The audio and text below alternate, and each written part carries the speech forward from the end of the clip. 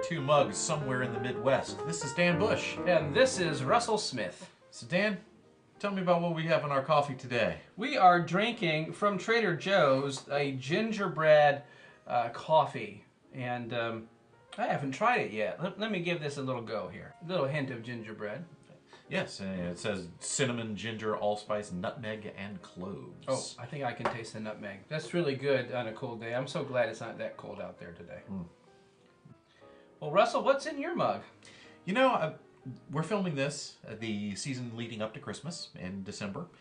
And everywhere I go, I see the Salvation Army kettles out. Our church is taking up donations for the needy. So I'm thinking about the needy right now, and those who have physical needs. Those are perhaps a little less fortunate in terms of their material circumstances. And, and just trying to be a blessing to them. Oh, it's so great that you're doing that. Yeah.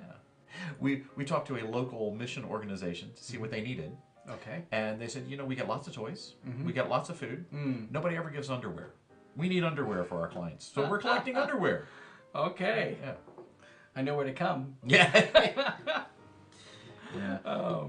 So yeah, you know, I'm thinking about neediness right now. Right. It's interesting that you bring that up. I think that's a pretty common way for us to look out at the world and just see all of the neediness of people who are in physical needs of things they don't have.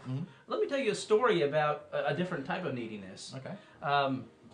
Years ago, there was this pitcher for the California Angels by the name of Donnie Moore. He was a relief pitcher. Okay. They were in a game against the Boston Red Sox, and they were vying for the championship of their league, getting ready to go to the World Series. And it was the fifth game, and Donnie Moore comes to the mound. He's a relief pitcher, and the Angels are winning the game, and they are winning the series. And after Donnie Moore comes to the mound, they end up losing the game, and the Red Sox come back to win the series.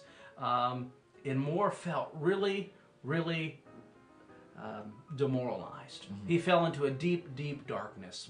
And within 2 years, he is cut, and his baseball career is over. One day, an altercation in his house comes, and he shoots his wife 3 times. She lives. Okay. Then he turns the gun on himself and shoots himself, and he doesn't live. But the reason why it all came to that is because he had clothed himself with baseball, and so when baseball was gone, there was no identity, there was no dignity, there was nothing left of Donnie Moore. He was greatly needy, and what he had done was to grab on to baseball as kind of the cloak and the dressing and the mask and the clothing, kind of like the underwear, you know. Yeah, you know, that's a terrific insight that you've got there, that there are deeper needs beyond the physical, and that makes me think of Maslow, his hierarchy of needs. I'm sure you studied that in college or came across that, and the whole idea that we have this pyramid of needs. You know, it begins with the physical needs, but then as those are met, we have relationship needs, and then moving up from that, I think he calls it self-actualization. But we understand that that's a deep need for something we can't fill, but something that God fills for us from the outside. That deep need for relationship with the Creator. That's met in Christ.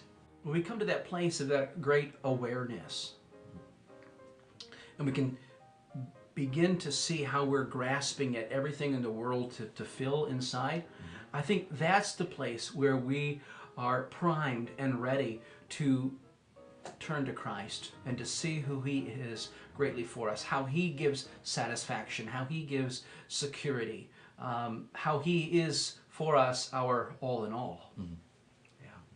Did you ever see the movie Garden State?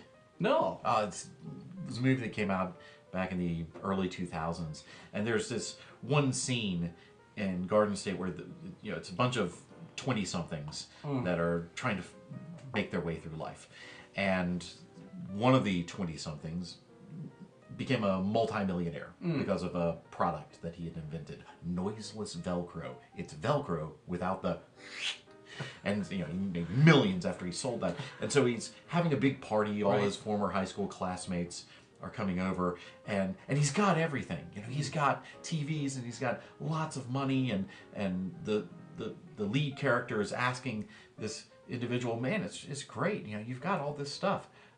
So what are you doing now? And you know, the millionaire has this plastic grin, and he says, absolutely nothing. I've never been so bored in all my life. Oh. And you know, showing that the deep needs are not met by all the things we want to fill the deep needs with. That's right. Yeah, they're not met by material success or romantic conquest, or you know, how well our sports team does, or any of the deep needs are met ultimately only in Christ. Only in Christ. Well, that's what's in our mugs. What's in yours?